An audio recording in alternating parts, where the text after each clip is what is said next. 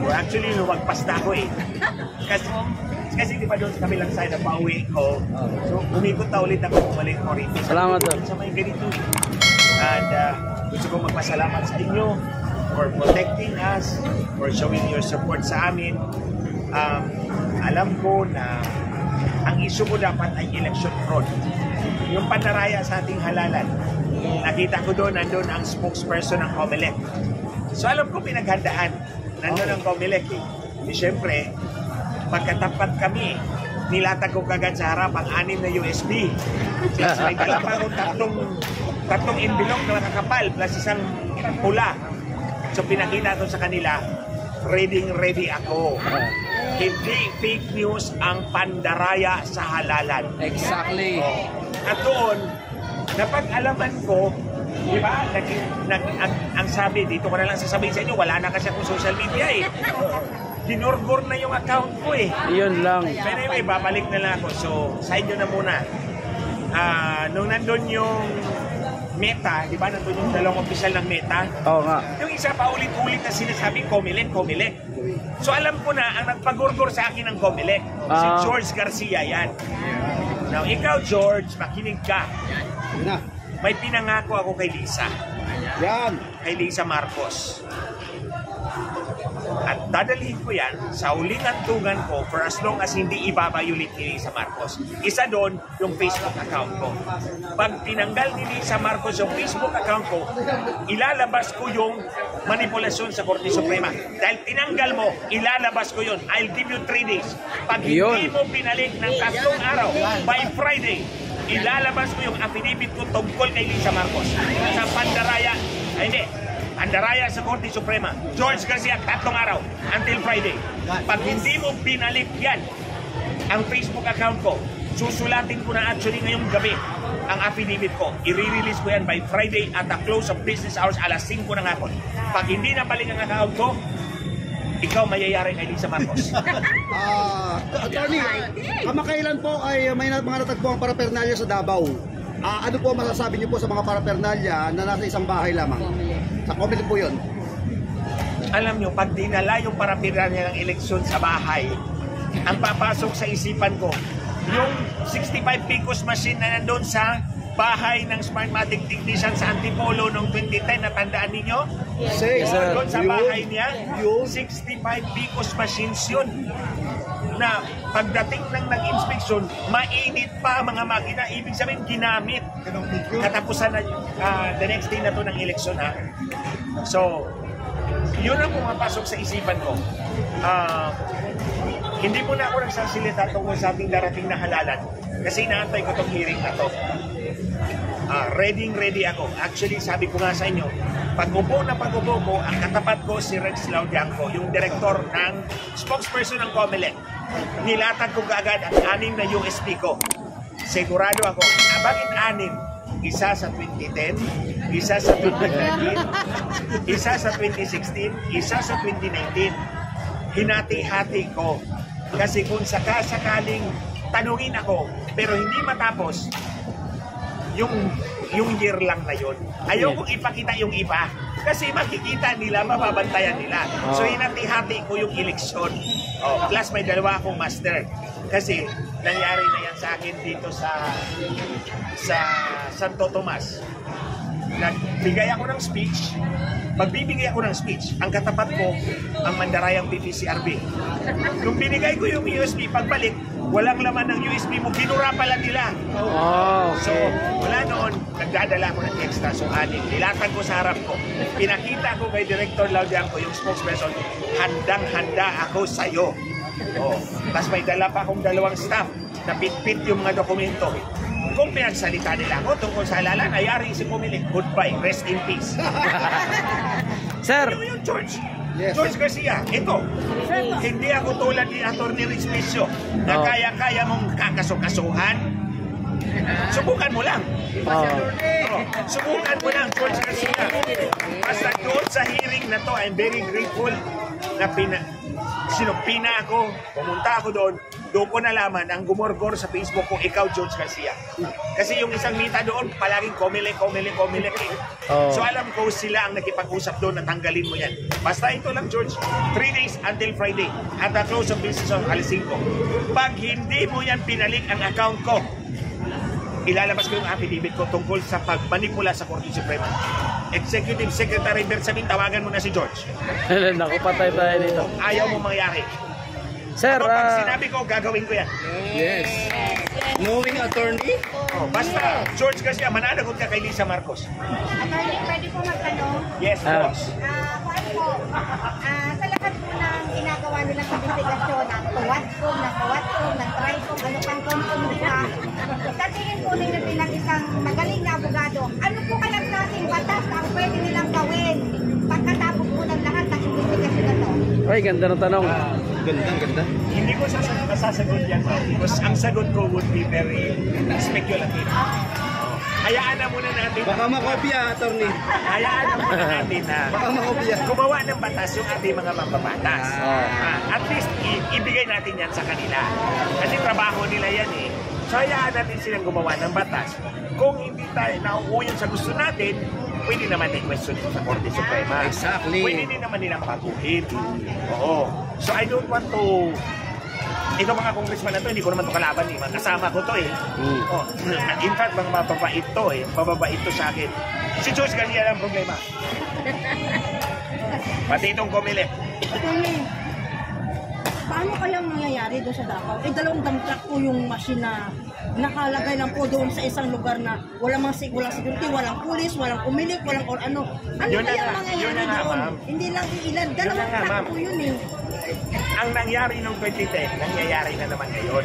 Kaya nga sinasabi ko, itong dayaan ni Comelec, it is as sure as the sun rises tomorrow in the east and sets in the evening in the west. That is east, nandun ang west. Oh. So, sigurado ang daya ni George Garcia. Kaya nga eh, sinuspindi yung account ko for 180 days. That is before the election and after the election para hindi talaga ako makapagsalita sa inyo. Kaya katawag, George, kaya putang ina mo talaga. Salbahe ka talaga. Basta pag hindi mo binalik ang account ko in 3 days, Friday 5 p.m., ilalabas ko yun. Abangan Yung namin affidavit ko. Yun, attorney. Ilalatag ko kung paano minanipula ni Lisa Marcos at ni Chief Executive Secretary Bersamin ang Korte Suprema. Election issue yan. Sige. Attorney, galing po sa UK, marami nang nagkakaproblema ngayon tungkol po doon sa kanilang pagre-rehistro sa online voting. Ano po masasabi niyo po dito? May kinalaman kaya ang Comelec dito? Kapalpakan niya ng Comelec. Kapalpakan talaga niya ng Comelec. Actually, yung sinabi ni Atty. Respicio, totoo yun. In fact, yung ebidensya ko, ang unang-unang ipakita ko, transmission anomalies. 3 klaseng transmission anomalies na magpapatunay na yung sinasabi ni Atty. Respicio is possible. Posibleng mangyayari. So, Attorney, boss. with regards doon po sa video na sinasabi, kanina tinalakay din doon. At parang ang sinasabi po ng TRICOM is ito daw po ay isang deepfake videos.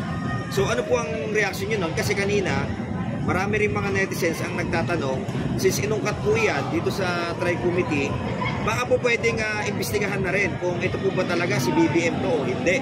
At gusto rin po ng taong bayan, para matapos na ang issue sa pagpapansag sa kanyang bangag, magpa-polical drug test na. Ano po masasabi niyo doon tungkol sa video, attorney? May certification naman si Maharlika na the video is authentic, unedited, original, hindi siya binago. So because it is made by American experts na walang ka-interest sa politika natin, maniniwala ako doon. Doon ako maniniwala. Huwag ka maniwala doon sa mga tao magsasabi na may political interest. Di ba? So hindi ako maniniwala sa Pilipino. May political interest yan eh.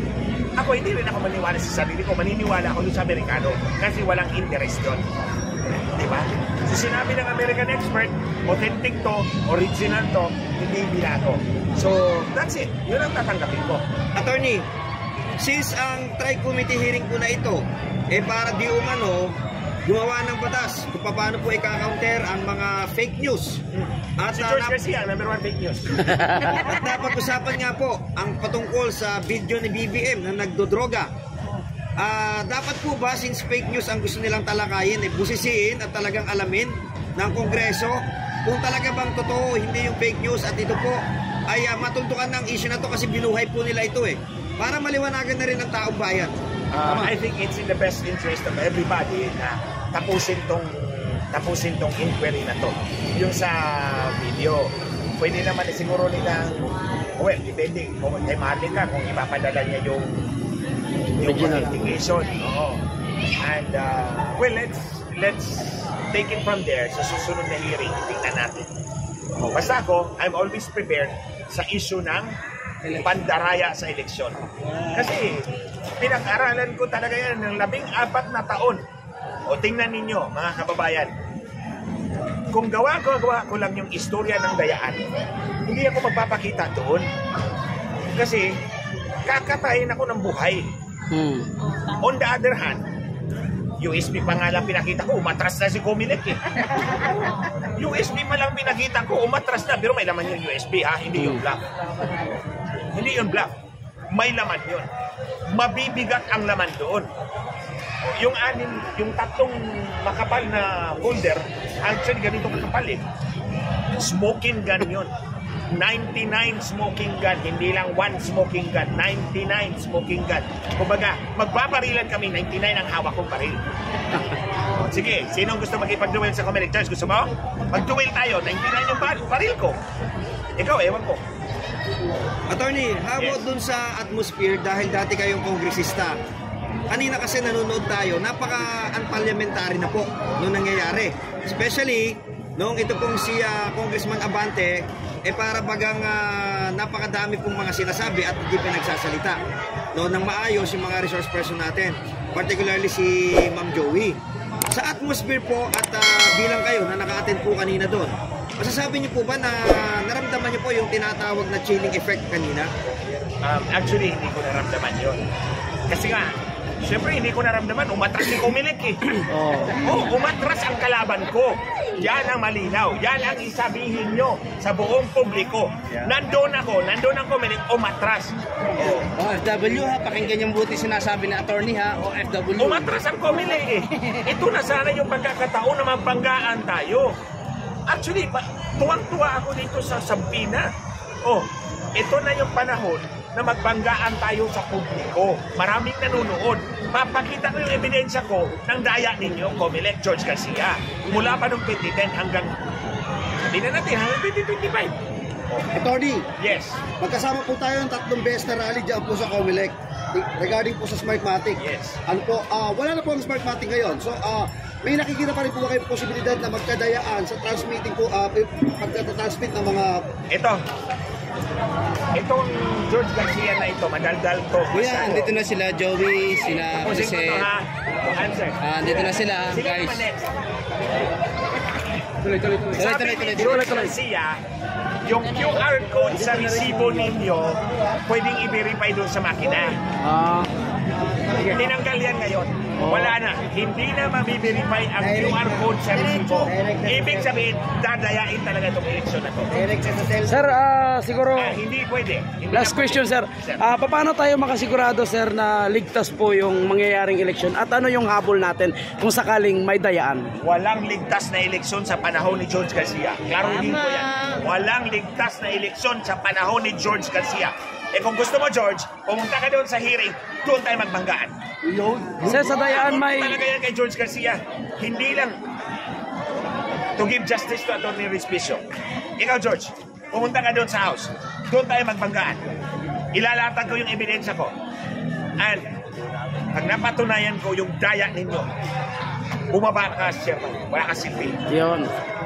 Anyway, pag ako naman napatunayan mong nagsisinungaling, pwede pa mo ipakulong. Fair enough. Friday, 5 p.m. Friday 5 p.m. George. Pag hindi mo binalik ang account ko na Friday 5 p.m. Preskon ka, sir. Lalabas ko. Preskon ka, sir. Atawag ka, preskon, sir. Hindi. Ipa-file ko yun. Yung affidavit na yun. Sasamahan namin yun, Ipa-file sir. ko. Samahan ka namin. Hindi ka namin samahan, sir. Huwag na. Kasi hindi ko ipa-file dito. Ipapadala ko sa Amerika. Ipapadala ko sa Amerika para doon ibulgar. Hindi ako pupunta doon. Ipapadala, email lang naman yan eh. I-scan ko ng i-email ko lang. Basta George, sasampalin ka ni Liza Marcos na yan. Kung ayaw mong sampalin, ibalik mo yung account ko. Ibalik mo na yan, George Garcia. At banat natin kay Elizabeth. Isang banat ulit. Ay, gusto ko nga ganyan eh. Di, ito banat mo eh, Liza. Nasaan ka ba ngayon? Isa pa, Liza, nasaan ka ngayon? The biggest proof na wala siya rito, nung nag-meeting si Exec, Defense Secretary ng Amerika nandito, wala siya doon. Wala nga. So, tanong ko, nasaan si Liza Marcos? Proof of life. Proof of life. Hindi yung picture-picture, kailangan buhay. Buhay na kumakaway. Kasi yun ang itatanong ko kay Liza Marcos. Okay, Salamat, sige. sir. Salamat, sir. Guys, maraming salamat. Kasama pa sila. Nasaan na sila, Joey?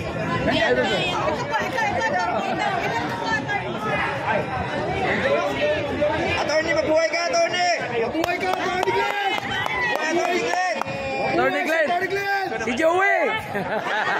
Ang tapa!